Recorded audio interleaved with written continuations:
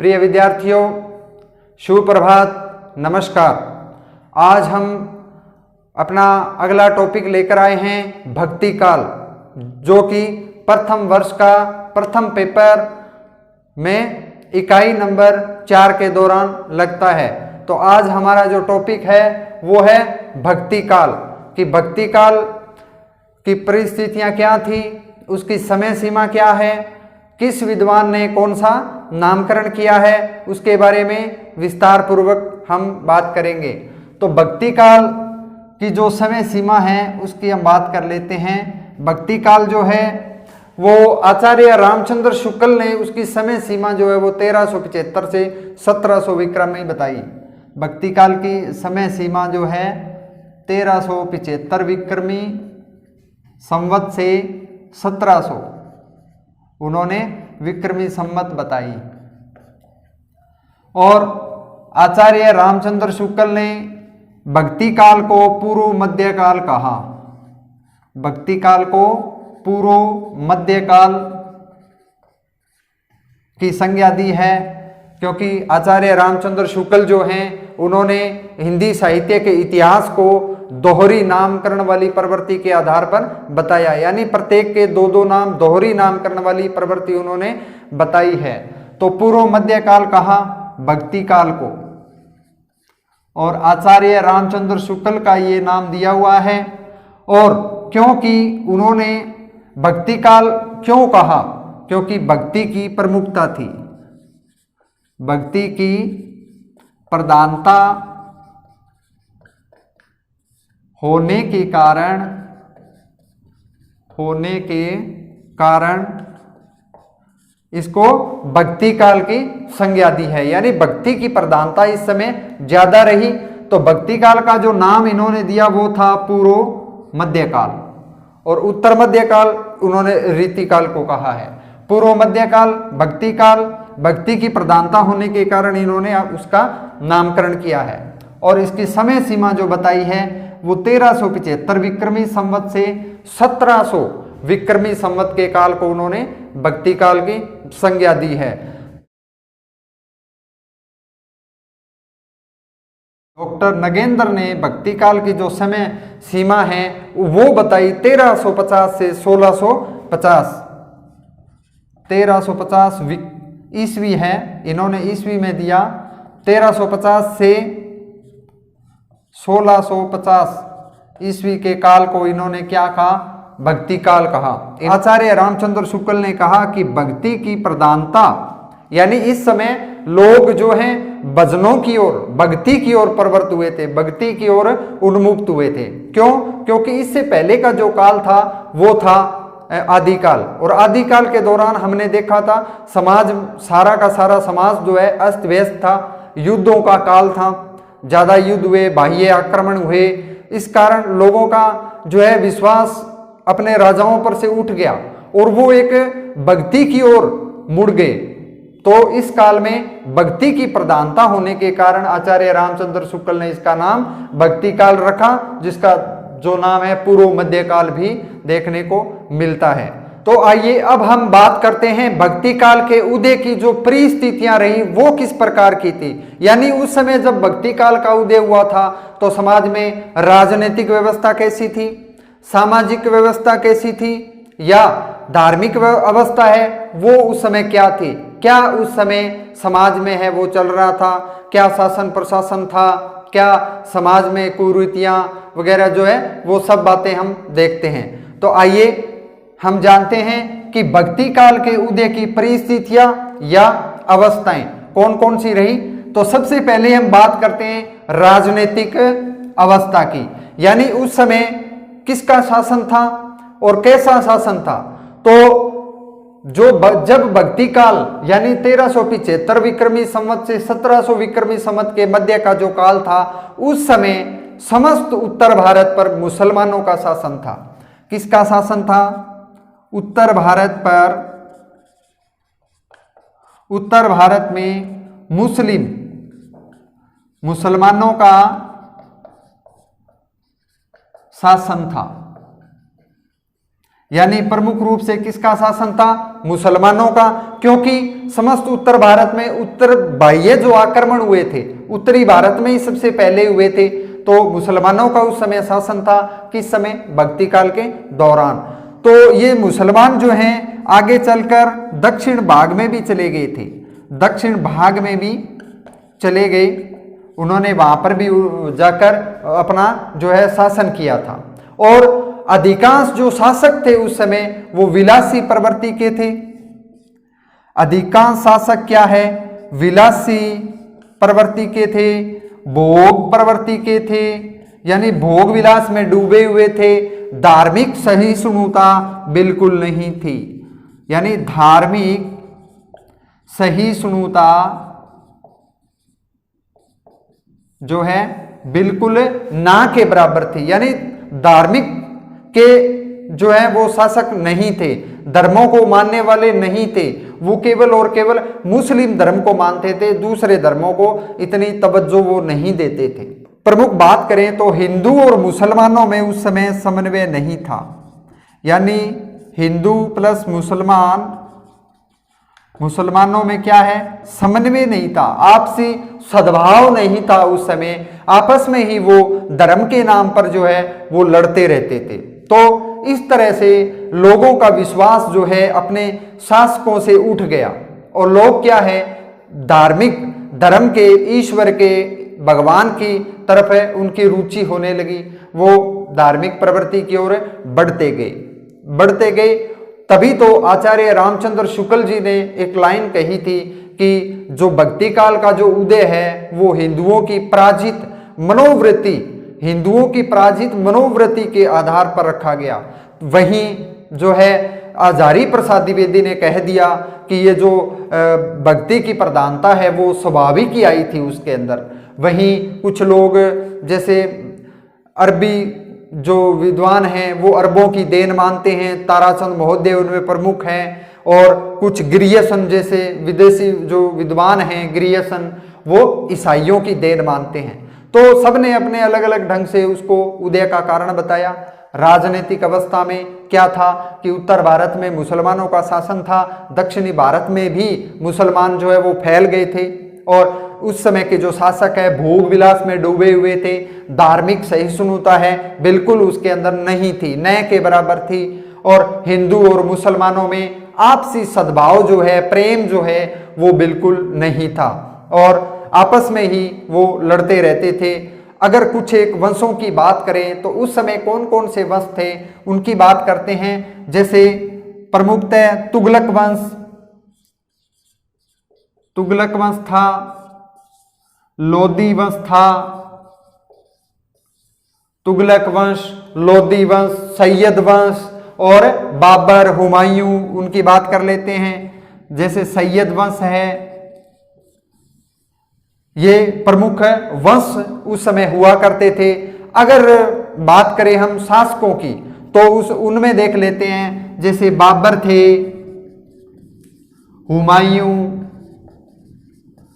सिकंदर लोदी थे, अकबर भी थे, जहांगीर का काल भी उस समय था। ये बात है 1375 विक्रमी संवत से 1700 विक्रमी संवत के बीच। तो भक्ति काल के उदय की राजनीतिक अवस्था के बाद दूसरी हम बात करते हैं समाज उस समय कैसा था, समाज के अंदर कौन कौन सी जो कुरीतियां व्याप्त थी। तो आइए देखते हैं सामाजिक अवस्था। तो भक्ति काल के दौरान समाज में जो है जातीय भेदभाव था। क्या था? जातीय भेदभाव था। ऊंच नीच की भावना थी, ऊंच नीच की भावना समाहित थी उस समय, और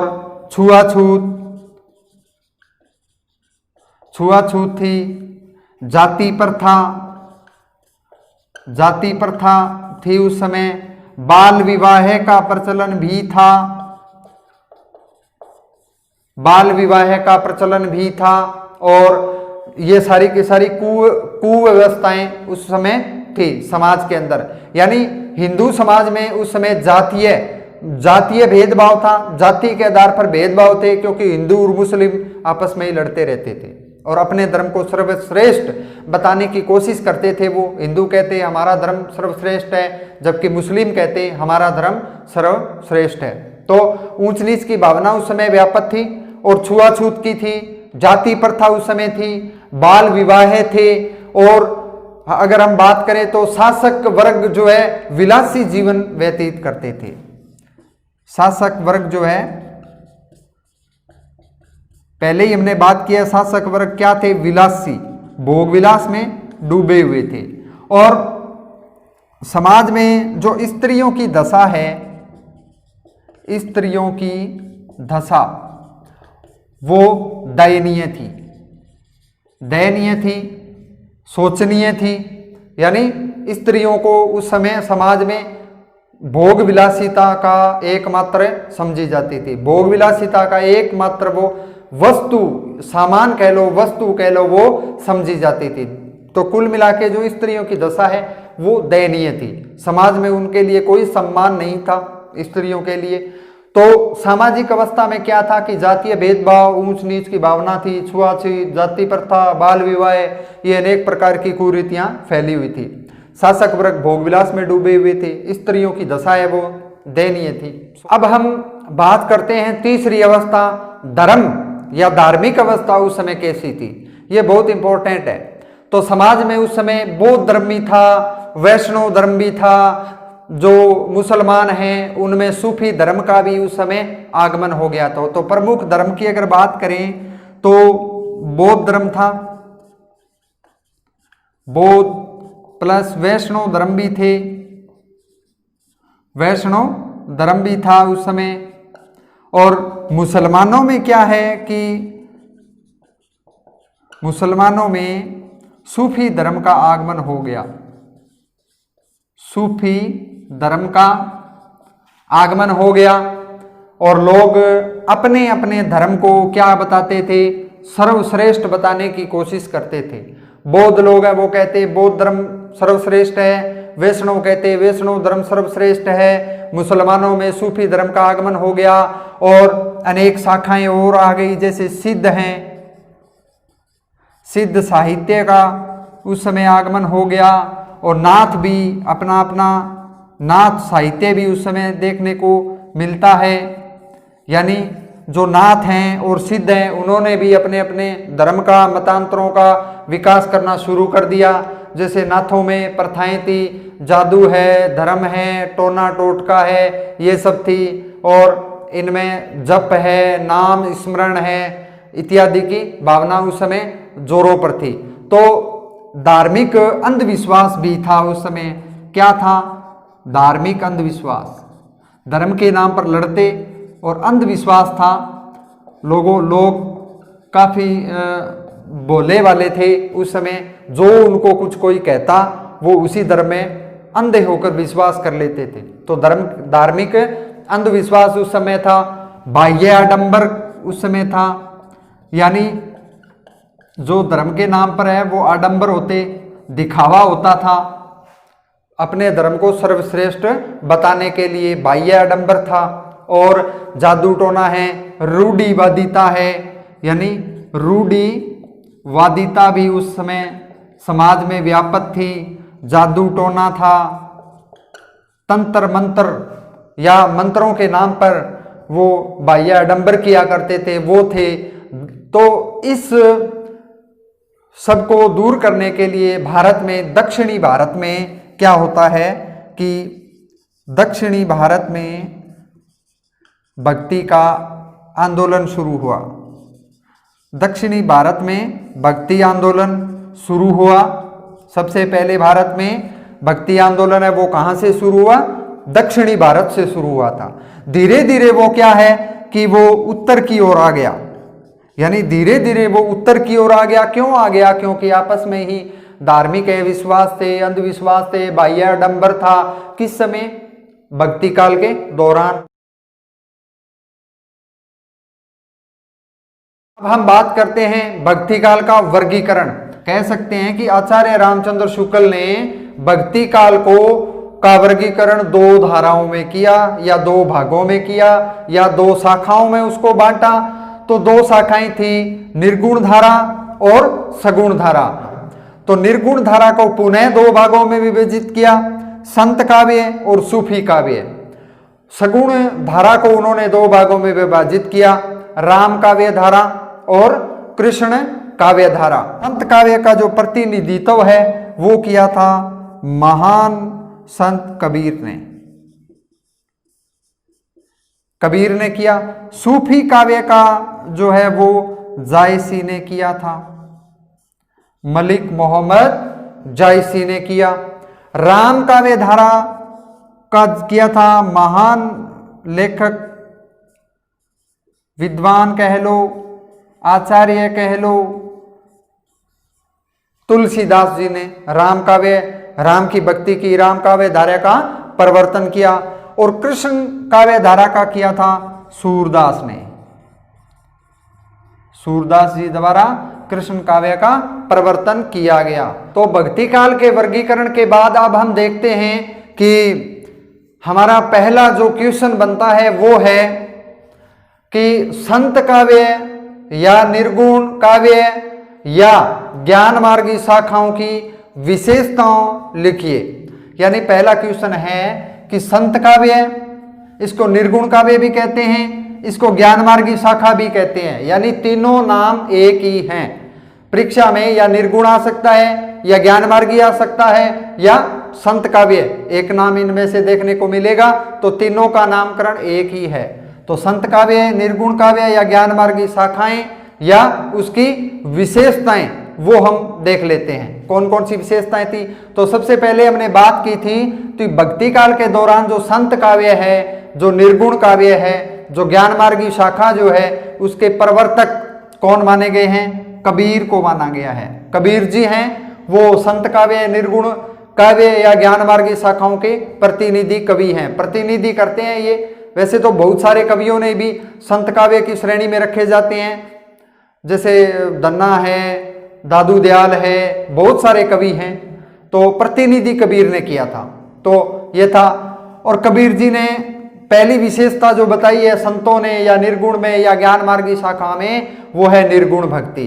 कि जो निर्गुण भक्त हैं उन इसमें जो कवियों ने ईश्वर की भक्ति की है, निराकार रूप में, निर्गुण रूप में, सर्वव्यापी है। वो कहते हैं कि ईश्वर है, उसका कोई आकार नहीं है, वो घट घट में व्यापक हैं, हर जगह मौजूद हैं, वो सर्वव्यापी हैं। और निर्गुण भक्ति इन लोगों ने की है। निर्गुण भक्ति की भावना उस समय थी, प्रत्येक व्यक्ति के हृदय में निवास करता है, ऐसा कहा था प्रत्येक संतों ने, ऐसा कहा था कबीर जी ने कि मनुष्य को कहीं जाने की कोई आवश्यकता नहीं है। तो ये था निर्गुण भक्ति की भावना थी, संत काव्य में देखने को मिलती है। तीसरा है रूढ़ियों और बाह्य आडंबरों का विरोध। यानी जो संत कवि हुए हैं, जैसे कबीर है, दादू दयाल है, मलूकदास है, जैसे धर्मदास है, दन्ना है, सेना, पीपा, जो भी संत हुए हैं, उन्होंने रूढ़ियों और बाह्य आडंबरों का खुलकर विरोध किया है। उन्होंने कहा ये समाज में जो रूढ़ियां हैं, ये बाह्य जो आडंबर जो लोग धर्म के नाम पर करते हैं, उनका खुलकर विरोध किया था। उनमें कबीर जी हैं वो सर्वप्रमुख है।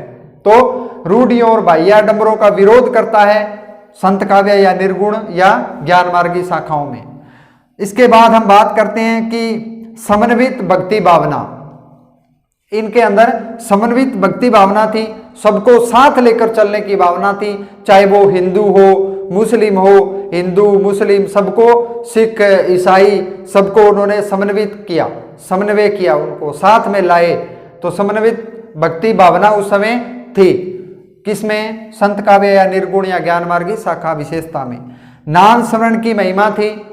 अब जैसे कबीर के काव्यों में मिलता है सतगुरु की महिमा, नाम की महिमा उन्होंने बताई है कि जो है ईश्वर का केवल नाम ही स्मरण करना चाहिए, उसको कहीं मंदिर मस्जिद जाने की कोई आवश्यकता नहीं है।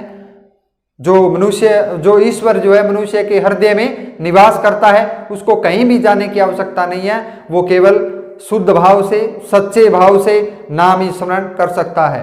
तो नाम स्मरण की महिमा और नाम स्मरण की महिमा ईश्वर की भी है और गुरु की भी है, दोनों की इसमें बताई है निर्गुणों और संत काव्यों ने ज्ञान मार्गी शाखा में। और रहस्य भावना की अभिव्यक्ति बताई है, आत्मा और परमात्मा दोनों एक ही बताया है उन्होंने कि आत्मा और परमात्मा दोनों ही एक ही है, दोनों ही ईश्वर के एक रूप माने गए हैं। तो रहस्य भावना उन्होंने बताई, रहस्य भावना की अभिव्यक्ति, सतगुरु की महिमा उन्होंने बताई है, सर्वश्रेष्ठ जो माना है गुरु को माना है, जैसे कबीर जी ने कहा था गुरु की महिमा वो है, वो अपरंपार है।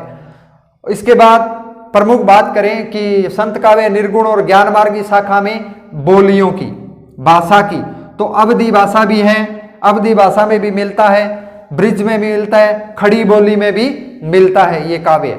और इनको सम्मिलित रूप से अगर कहा जाए तो कबीर जी की जो भाषा है वो सद्दूकड़ी कहा गया, सद्दूकड़ी, यानी सद्दूकड़ी भाषा में कई भाषाओं का मिश्रण मिलता है, जिसमें राजस्थानी भी है, पंजाबी भी है, बहुत सारी बोलियां हैं उसमें, सद्दूकड़ी भाषा भी मिलती है।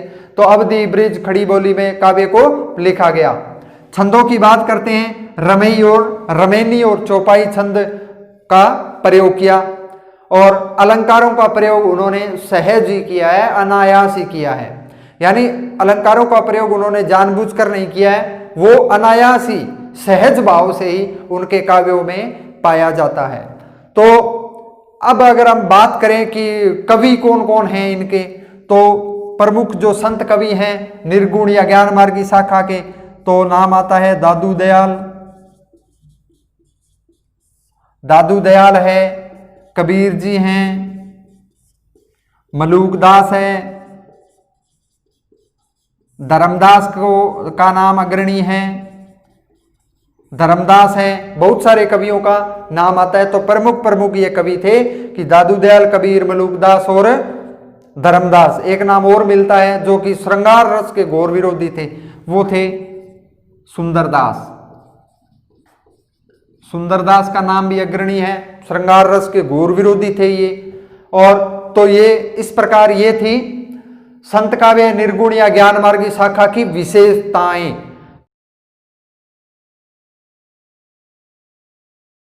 आइए अब हम बात करते हैं हमारी दूसरी शाखा की विशेषताओं की, और दूसरी शाखा है सूफी काव्य या प्रेमाश्रयी।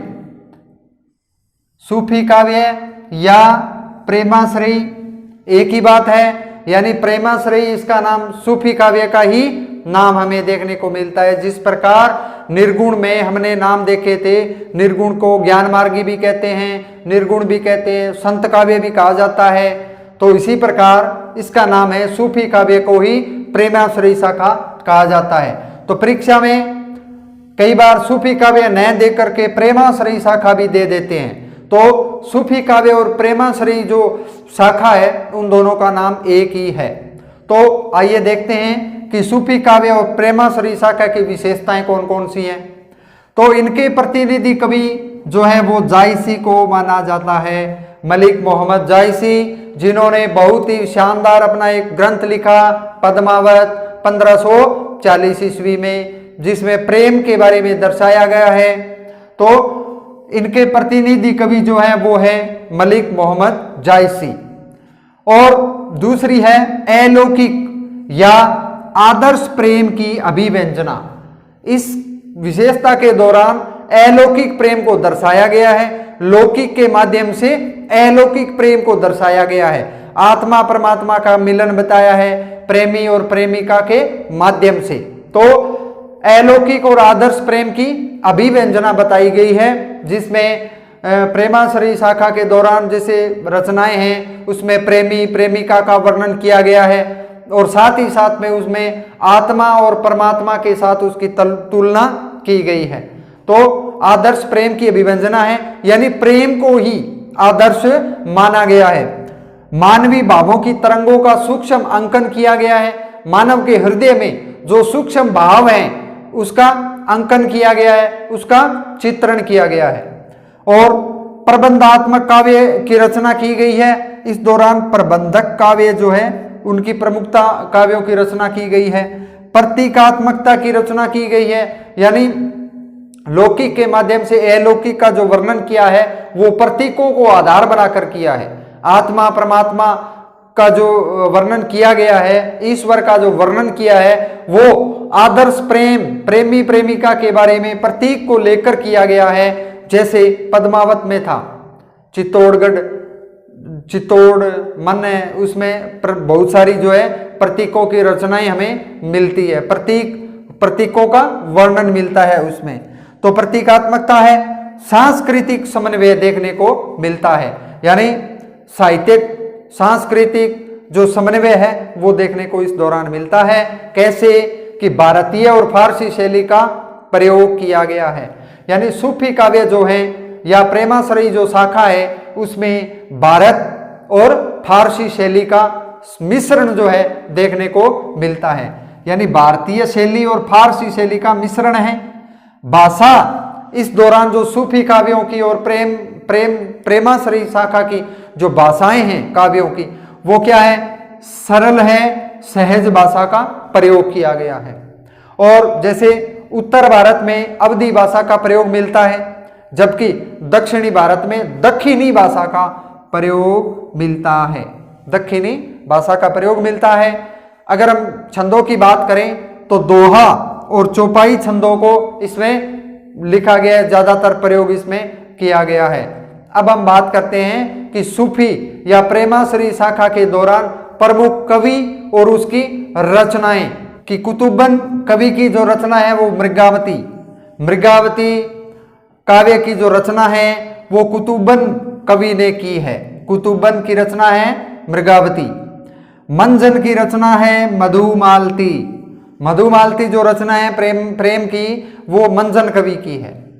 उस्मान कवि की जो रचना है वो है चित्रावली, और जायसी की जो रचना है वो है पद्मावत। यानी सूफी काव्य और प्रेमाश्रयी काव्य के जो प्रमुख कवि हैं वो हैं कुतुबन की रचना मृगावती, मंजन की रचना मधुमालती, उस्मान की रचना चित्रावली, जायसी की रचना पद्मावत। ये प्रमुख जो है कवि और उनकी रचनाएं हैं। तो राम भक्ति शाखा, तो राम भक्ति शाखा की विशेषताओं की बात करते हैं तो सबसे पहले जो है भक्ति का आंदोलन की बात करते हैं तो सबसे पहले भक्ति का आंदोलन दक्षिणी भारत में फैला था, ये आपको विदित है। उसके बाद दक्षिणी भारत से जो आंदोलन है उत्तर भारत की ओर लेके गए थे रामानंद, तो भक्ति आंदोलन चलाया था रामानंद ने। लेकिन जो प्रतिनिधि कवि है राम भक्ति शाखा के प्रतिनिधि जो कवि हैं, प्रमुख जो रचनाएं लिखी है राम के काव्यों के बारे में वो है तुलसीदास। अगर क्वेश्चन आ जाए कि राम भक्ति शाखा के प्रतिनिधि कवि कौन हैं तो तुलसीदास, और उनकी सर्व प्रमुख रचना जो है वो थी रामचरितमानस तुलसीदास की रचना थी। तो प्रतिनिधि कवि तुलसीदास हैं। राम के लोक रक्षक रूप का इसमें वर्णन किया गया है, यानी राम को क्या माना गया है, लोक रक्षक का वर्णन माना गया, लोक रक्षक का रूप माना गया है। और राम जो है वो शील शक्ति सौंदर्य के उपासक माने गए हैं, से युक्त जो उसके अंदर विशेषताएं मिलती हैं, गुण मिलते हैं, इसीलिए वो हमारे लिए या जन सामान्य के लिए क्या हुए, आदर्श। तो आदर्शोन्मुखी काव्य इसके दौरान मिलता है और समन्वयात्मकता मिलती है इसके अंदर, सभी लोगों को समान रूप से लेकर चलना, सभी धर्मों को सर्वोपरि बताना, समन्वयात्मकता है। लोक जीवन का अंकन किया गया है, यानी रामचरितमानस के द्वारा लोक जीवन का अंकन भी किया गया है। रसों का प्रयोग जो है विविध रूप में इसके अंदर मिलता है, रसों का प्रयोग मिलता है। भाषा की अगर बात करें तो ब्रिज और अवधी भाषा इसमें मिलती है, जिसके दौरान अगर छंदों की बात करें तो जैसे दोहा, चौपाई, यमक, उत्प्रेक्षा, प्रमुख अलंकारों का इसमें प्रयोग मिलता है। और अगर हम बात करें कि प्रमुख रचनाएं कौन सी है, किस कवि की है, तो वो है तुलसीदास की रचना है रामचरितमानस। रामचरितमानस जो है प्रमुख रचना मानी जाती है तुलसीदास की। अगर और कवियों की बात करें तो जिनमें हैं अग्रदास, ईश्वरदास, नाबादास, नाबादास और केशव ये वही हैं जो रीतिकाल के दौरान भी आते हैं और भक्ति काल के दौरान भी केशवदास का नाम लिया जा सकता है, क्योंकि केशवदास ने एक रचना की थी और रचना का नाम था रामचंद्रिका, जिसमें बिल्कुल रामचरितमानस की तरह ही उसमें उसका वर्णन किया गया है। तो केशवदास को भी इसका कवि माना जाता है। तो प्रमुख कवि कौन कौन हैं? तुलसीदास, अग्रदास, ईश्वरदास, नाबादास और केशवदास। तो ये थी राम भक्ति शाखा की विशेषताएं। आइए अब हम बात करते हैं भक्ति काल के दौरान चौथी शाखा की, कृष्ण भक्ति शाखा की विशेषताएं, कवि और रचनाएं। तो कृष्ण भक्ति शाखा के प्रतिनिधि कवि सूरदास को माना जाता है। सूरदास को कृष्ण भक्ति शाखा का प्रतिनिधि कवि माना जाता है, क्योंकि उन्होंने कृष्ण भक्ति का वर्णन किया है। श्री कृष्ण भगवान की भक्ति का उन्होंने वर्णन किया है वात्सल्य और श्रृंगार रस दोनों रूपों में। तो इसके प्रतिनिधि कवि हैं सूरदास जी। इसकी विशेषताएं देखते हैं। कृष्ण लीला का वर्णन किया गया है, कृष्ण भक्ति शाखा में कृष्ण लीला का वर्णन किया गया है। वात्सल्य श्रृंगार रस की प्रमुखता रही है इस दौरान। प्रकृति का चित्रण भी किया गया है, प्रकृति का चित्रण किया गया है राधा और कृष्ण की प्रेम लीलाओं को मानकर, प्रेम लीलाओं को आधार मानकर। ब्रिज जो प्रदेश है उसके अंदर जो है प्रकृति चित्रण है। मुक्तक काव्य देखने को मिलता है। ब्रिज भाषा की सर्व प्रमुखता रही, यानी इस समय ब्रिज भाषा की जो है ब्रिज भाषा का परिष्कार इस समय हो गया था, ब्रिज भाषा की प्रमुखता है।